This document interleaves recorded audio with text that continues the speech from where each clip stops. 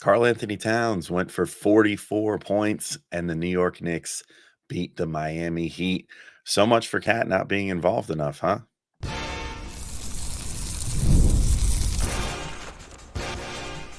You are Locked On Knicks, your daily New York Knicks podcast, part of the Locked On Podcast Network. Your team every day. All right, welcome in to Locked On Knicks. Today's episode is brought to you by FanDuel. You can start the season with a big return on FanDuel. New customers can place a $5 bet, and you'll get started with $150 in bonus bets if you win your first $5 bet. Visit FanDuel.com to get started. And your favorite podcast now has a newsletter introducing the Locked On Knicks daily newsletter.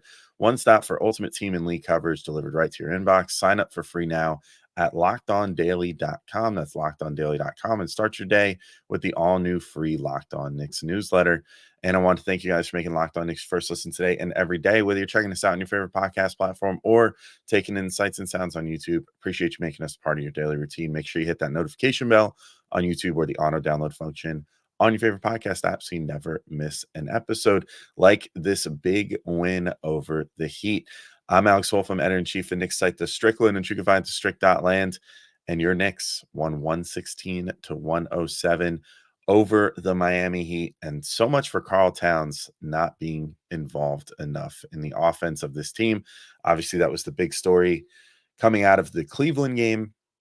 He only had, I think it was 8 shot attempts. I saw that one in person, and it was, I think that I would agree. It seemed like he just wasn't super involved. I was yelling from my seat going like, set a screen, like get this guy going. Like, what are you doing? Like, he didn't shoot particularly poorly in that game or anything. It just seemed like there wasn't a lot to get him involved with. And that was definitely a focus in this game. He ends this one with 44 points, 13 rebounds, 3 of those offensive, one of them really big offensive.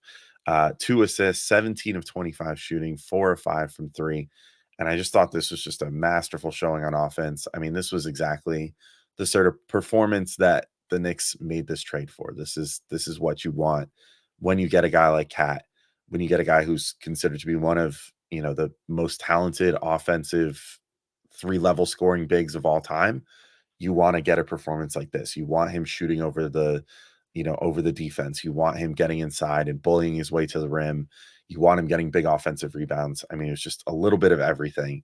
I think, I mean, there's so many things to point out, but thing one that I noticed in this game was he was routinely matched up with Nikola Jovic, or they were seeking that matchup out.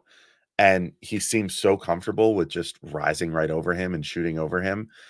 Even if there was, what for anyone else that's not 7 feet tall would be pressure, he sort of had this understanding of, well, I'm much taller than him, so he can't really affect my shot. It reminded me a lot of back when Porzingis used to be on the Knicks, and he would do the same thing, where it was just like, yeah, I'm tall and I can shoot. So, if you're not going to put a tall person that can defend on me, then I'm just going to shoot over that person. And it's not really going to affect me too much, because if they get too tight, then they're going to foul me. But if not, then I just get a nice open look, where, their outstretched hand does not affect too much of what I'm trying to do. And I thought the KAT took advantage of that early.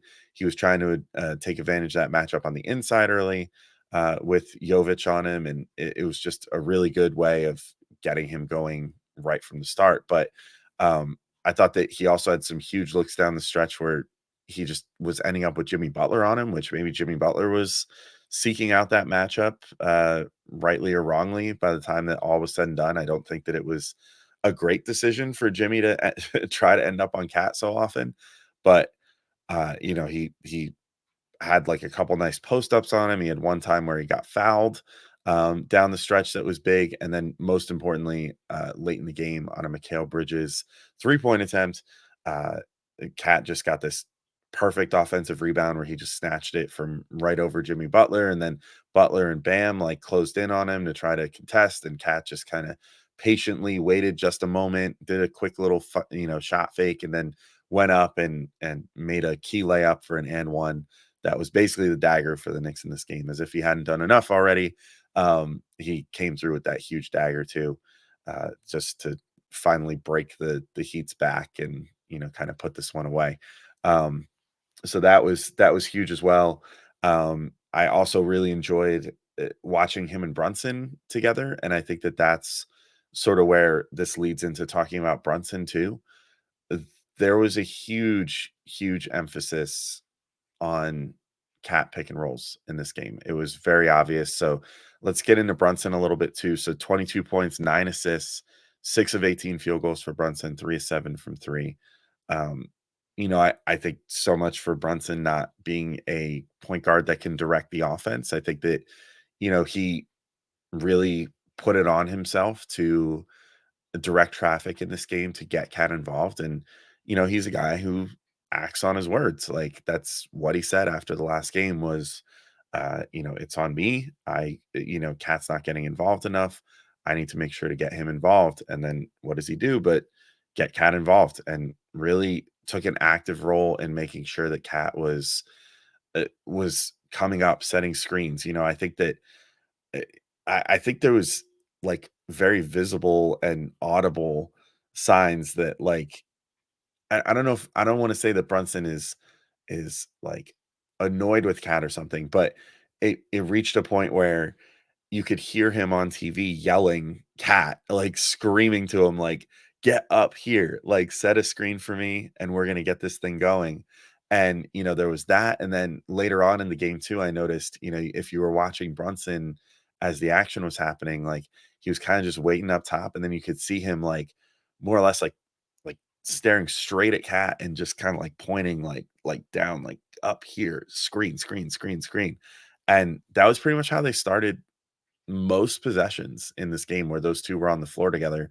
Um, and that it worked out great because then you had all these interesting looks where KAT would set the screen for the initial action, and then Brunson could either get an open shot or KAT could dive to the rim, or Brunson could start going in and then kick it out to KAT for a pick and pop. Like there was all kinds of stuff, and the Heat didn't really have anyone that could contend with KAT in this game. So that's you want to involve that player as much as humanly possible. And, he's not a primary initiator type that's going to come down with the ball in his hands. So, of course, you got to, have your point guard then come down and set him up. And they just did that over and over brilliantly. And I thought that it was a phenomenal, showing. And it led to basically all the types of shots that you would want KAT to end up with at the end of a game. Tons of 3 pointers. He shot 4 or 5 from three.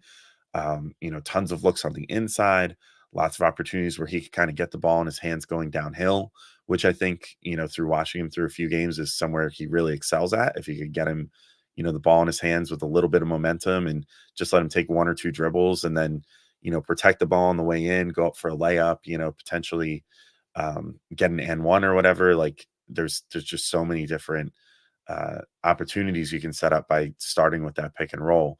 But yeah, I think that it would probably be a good idea if the Knicks open up basically like most possessions when Brunson and KAT are on the floor with a pick and roll between those two. Because I'll get into another you know look that really stood out to me a little later with Josh Hart. But even it's bleeding over to what's working for other players. Like, oh, Josh Hart had a great opportunity because this pick and roll works so well and open the floor, open the offense up in such a pleasing way where then you have all these people on the perimeter that you can kick the ball out to. All of them are capable of putting the ball on the floor for a moment. It's just it really works. So I hope that that's a look that they stay consistent with. Like, don't just make this a one game thing. Don't just make this matchup dependent. Like, work through it. Figure out how to execute this pick and roll with KAT and Brunson and all the options that come with it at the highest level. And I think that that's gonna that's your ticket to becoming one of the top offenses in the NBA and potentially like the contender that you want to be.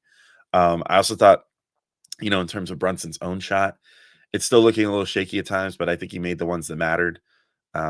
He had 10 points on 3 of 6 shooting in the third. That was really big for the Knicks. Like they fell behind by, I think the most was 10. I didn't write down like what the biggest margin was, but I think it was 10 points. And things were looking a little dire. Like it just kind of seemed like one of those nights where no shots were going to go in. And then Brunson's shot started going in again.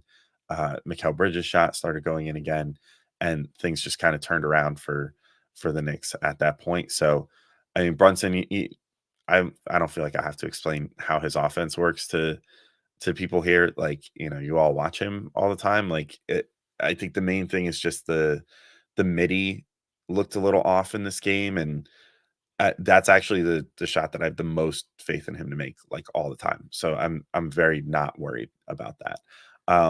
But I will just say keep Jaime Jaquez away from my Knicks. I don't know. I don't think it was necessarily his fault, but like Brunson had an injury scare in this game with Jaquez nearby. Once again, he like kind of awkwardly like came over on his foot while he was driving, like Brunson did, like on his own foot. But um, Jaquez was in vicinity, so I blame him.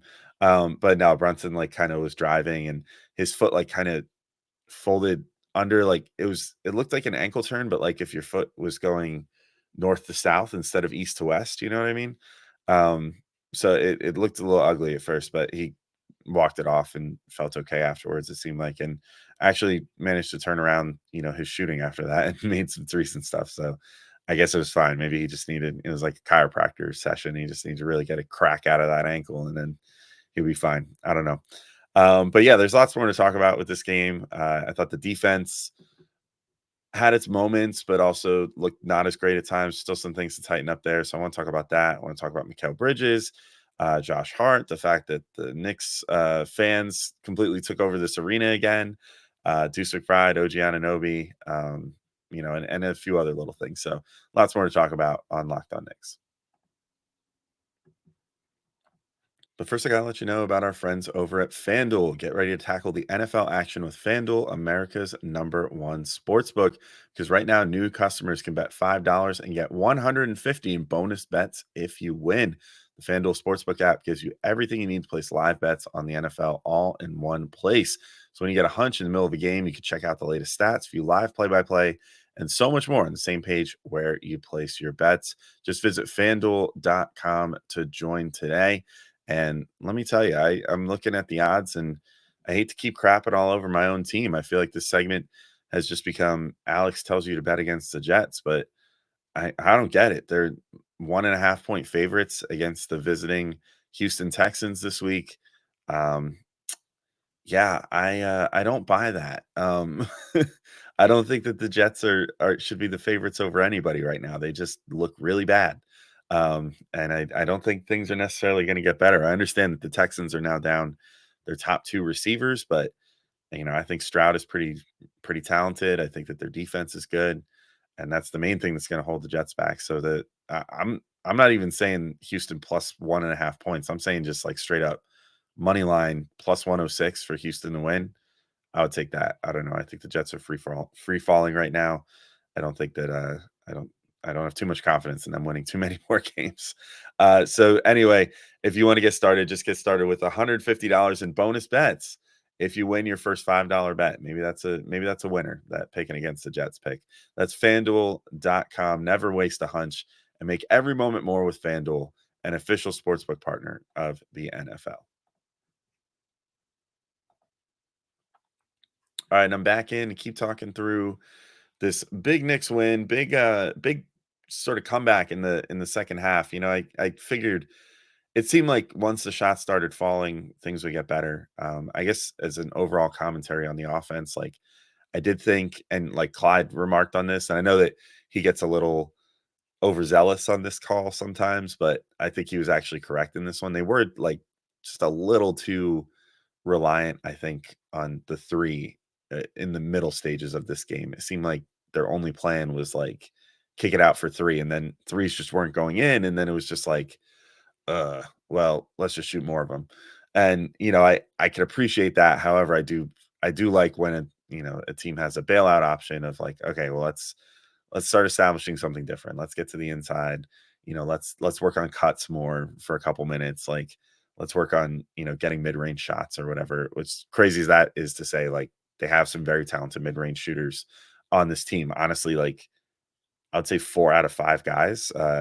All apologies to Josh Hart in the starting lineup. I think I would feel pretty comfortable with taking consistent mid-range shots just because like Brunson, KAT, OG, and Mikal are all really good at shooting those. So, that a little little gripe by me. I thought that they were a little too 3-point dependent, and it really was not working because the threes just weren't going in for a large swath of the game. But obviously, down the stretch, they started going in again, and things worked out. So that's good. But the defense, I thought looked at times great, at times not as great. I don't know. It seems like they still seem to be getting a little lost sometimes. Letting guys get loose on the perimeter, and not necessarily calling out switches perfectly or whatever, or calling things out to each other, which I think will just come in time. Like there was one possession, for example, that kind of stood out to me that I looked at and I was like, oh, that was not the most well executed possession I've ever seen in my life.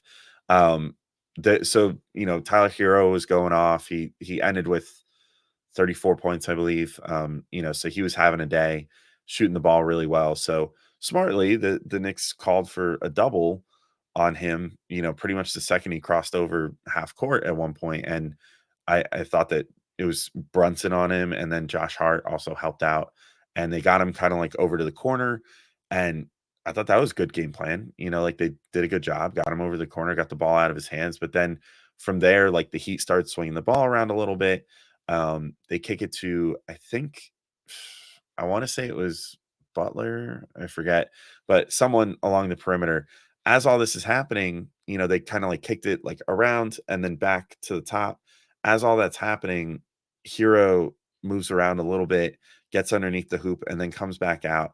And Bam sets an off ball screen. And I didn't think it was that crazy of a screen that it should have necessarily caught Brunson if it was called out. But I think that Brunson was so busy watching Hero that he didn't see it. And then it seemed like KAT didn't call out that off ball screen, which, if Brunson had a little more alert about that, then he might have been able to just circumvent that one and stick with Hero all the way out to the perimeter. But instead, he gets hung up on that screen.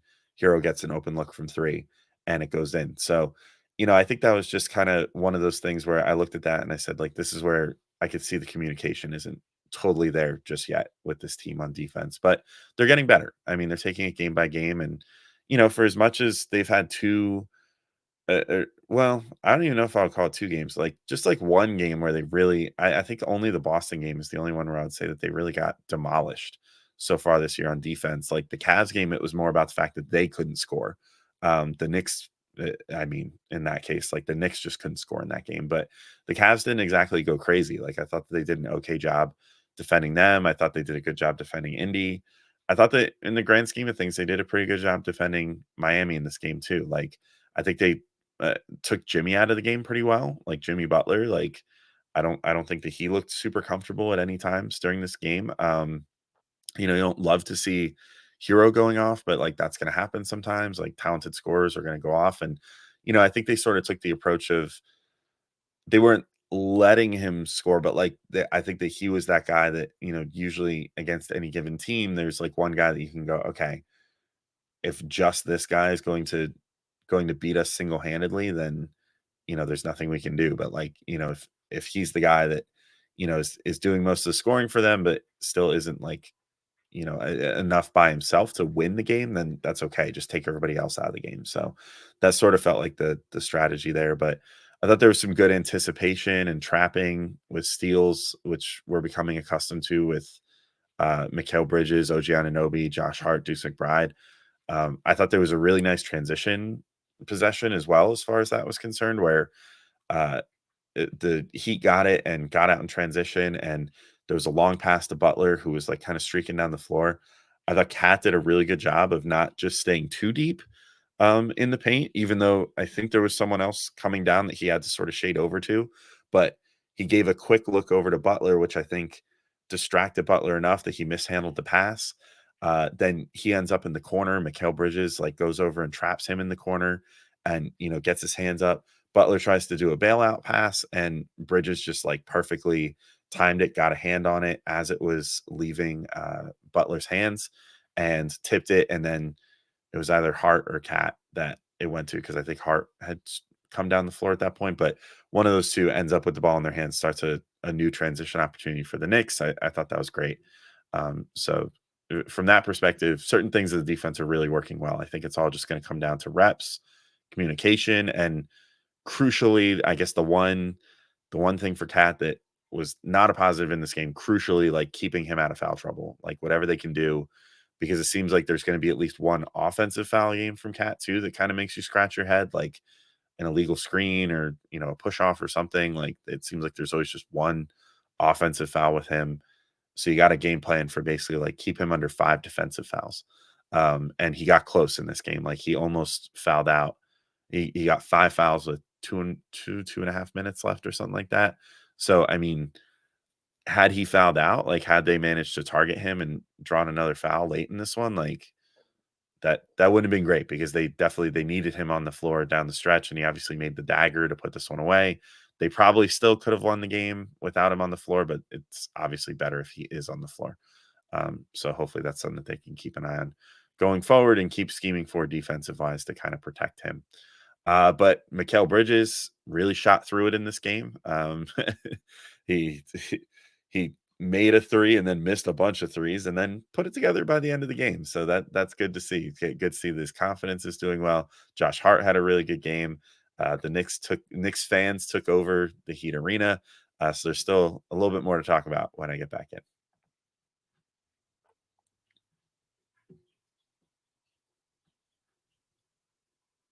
All right, let's finish talking through this big Knicks win, 116-107 to improve 500, and hopefully start a nice winning tear going up to the first NBA Cup game, which is coming up sooner than later with the Sixers. But Mikal Bridges, 17 points, 6 assists, 2 steals, 2 blocks, 6 of 16 field goals in this game, 4 of 11 from three, which doesn't look great, but that's 36%, so that's solid. On a page before you do the number calculation, that seems low, and you're like, man, he took a lot and didn't make a ton, but you're not going to shoot 60% every game. That's he shot at what you would expect, maybe slightly lower than what you would expect from him, but pretty solid game overall. And it's safe to say his confidence is fully back. I mean, as if that was in question at all. Like he was gunning in this game. I mean, the threes were just flowing. I mean, especially in the first half, it did reach a certain point where I wanted to say like, come on, man, like maybe stop shooting through it for just a minute. Like, it's just look to kick someone else real quick, or like look to establish like your mid-range shot or something before you take another three, because they're just not going in at this moment. And it wasn't like a hitch issue at all. It's just they were just off. They were just not going in. I think he made his first three, he missed 6 in a row, and then made 3 of his last 4 from 3. So like it was a very, very streaky game for him from the 3-point line. But all in all, like pretty good. Like I'll say that, from some perspective, I like it because I like seeing that he's confident now, that he's, whatever woes he had during the preseason and during the first half of the first regular season game, I think are totally gone now. I think he's really settling in nicely and understanding his role of like, I'm mostly a 3-and-D guy, but I am going to be relied on to create sometimes, like create my own shot, which is sort of Julius Randle-esque, in terms of just the shot creation part. I don't think that he's the passer that Randle is, and maybe he can grow into that as the season goes on. I hope that he starts looking more because, I think there's something to be said there. Like he's drawing a lot of attention when he gets inside for his mid-range shots because people understand that's a weapon for him. So, if he draws a quick double, hopefully he can start kind of learning like, all right, I'm not on the Nets anymore. Like I don't have to take the shot because like there are shooters around me now. There's like a really good team here that, can pick me up and, make a shot if I get doubled on the inside or whatever. So we'll see. Hopefully things keep growing with him. But as of right now, solid outing in this one. And, I think that I believe in the midi with him. I believe in his mid-range shot. I believe in the 3-point shot now too. The finishing on the inside can stand to maybe get a little better. And I hope that maybe the Knicks like create some more opportunities to give him easy looks that way. And get him some easy looks, getting to all the way to the rim, because I think he is really good at that at times, but it's just getting him there. Like if he has to self-create that, I don't know that he can find that spot every time. So hopefully they start working in some action, sort of like with OG, where they can get him going downhill a little bit and see what that yields. I would love to see, I mentioned this already with OG like 2 episodes ago or something, but I would love to see them start kind of repurposing that old RJ Barrett set that they did with Mitchell Robinson, the pistol set where it was like um, RJ would, take the ball and like run a quick pick and roll with Mitch and start going downhill, and then have the option of kicking it to Mitch if the defense overcommitted to him, or take it just straight up for a layup himself, or kick it out to a shooter. Like if they start doing that with Mikal and OG, I think that could be solid. Do that with KAT. Just work it out where those guys start coming in with motion. Get the ball on like a quick handoff from Brunson going to like the left side or something. Get the ball in Mikal or OG's hands, have them swing around a screen from KAT, and then just cook from there. I think that would be a fun look to start looking at. So maybe that's something that they try next game, like they hammered the KAT pick and roll in this game. Maybe they try to work that pistol set back in a little bit. But Josh Hart, let's talk about him as well. 10 points, 14 boards, 6 assists, 4 of 7 field goals, 2 of 5 from 3. Just a really crazy efficient performance from Hart. Um, so much for him being hurt, I guess. I mean, he was questionable coming into this game, but suited up with that like shin bruise, I guess is what it's being called, where he got kicked in the shins real hard. When I saw that one in person, I was like, "Ooh," like, "Oh, that looks painful. That did not look great." Um, but he was just such a difference maker in this game. The rebounding was phenomenal as always. The scoring, was good enough. Like 2 of 5 from 3, you'll take that all day from Josh Hart, and like 4 of 7 field goal shooting. Like that's totally great. But the thing that really impressed me in this game, other than the rebounding, which was as amazing as it always is, was I think the passing was really good from him in this one. Like some of them were just pretty easy reads, not anything too much to write home about, but some of them were, I think, really impressive. He had a one pass where he threw it to Bridges, where Bridges like kind of posted up a little bit down low, and maybe this plays into what I was just saying, like about getting Bridges some opportunities down low. Granted, it resulted in like a short mid range shot more so than like a open layup or anything, but um, as someone who's just normal size tall and likes to play basketball sometimes, I'm always like having to explain to pickup partners, like you put your hand up and you just want the ball on your hand. Like, don't throw me a bounce pass. Like, I'm taller than this person, I'm longer than this person. Like, just put it up to my hand. And the Hart, I think, just threw a perfect pass to Mikal in that instance where he was down low. He had a mismatch. I forget who exactly was on him, but someone shorter than him just threw his hand up, and Hart just on a like a split second read noticed that, saw it, got the ball right to Mikal's hand, set him up for a nice opportunity to just take. I think he took like one dribble, turn around, made a nice little midi over his defender. Like it was a really nice pass from Hart. I think just a good heads up play. You have to make that decision in an instant before the defense reacts and can send someone to potentially steal that ball. So it's just a really good look there. Also, he just had a really nice action where this was the one that I alluded to earlier that was set up by the Towns and Brunson pick and roll. And this stood out to me like as a nice pass from Hart, but that was set up by a nice, pick and roll from Brunson and Towns. So Towns and Brunson set the pick and roll. Um, Brunson took the screen, but then immediately kicked it to Hart over on like the left elbow at 3. And so then Hart's out there and has it and starts to make a move like he's going to go inside. The defense collapses on him, and then Towns just beelines for the hoop from the 3-point line, because that's where he had settled in out of it, the pick as like a pick and pop sort of. He beelines in from there, makes a really nice cut, and Hart just hits him right in the hands, and he takes it up. And I thought that was just a beautiful possession that worked really well. Hopefully we see more of that set, because I think that's one that it's like, how do you defend that one? It's like if you have Brunson and KAT, running this pick and roll, both of them are dangerous. Then you kick it to Hart, that if you throw all of your resources at that KAT Brunson pick and roll, Hart can just throw it on the floor from the 3-point line and drive right in and make a layup himself easily, potentially get an and one or something. But then if you collapse back towards him, then all of a sudden you have KAT all alone by himself.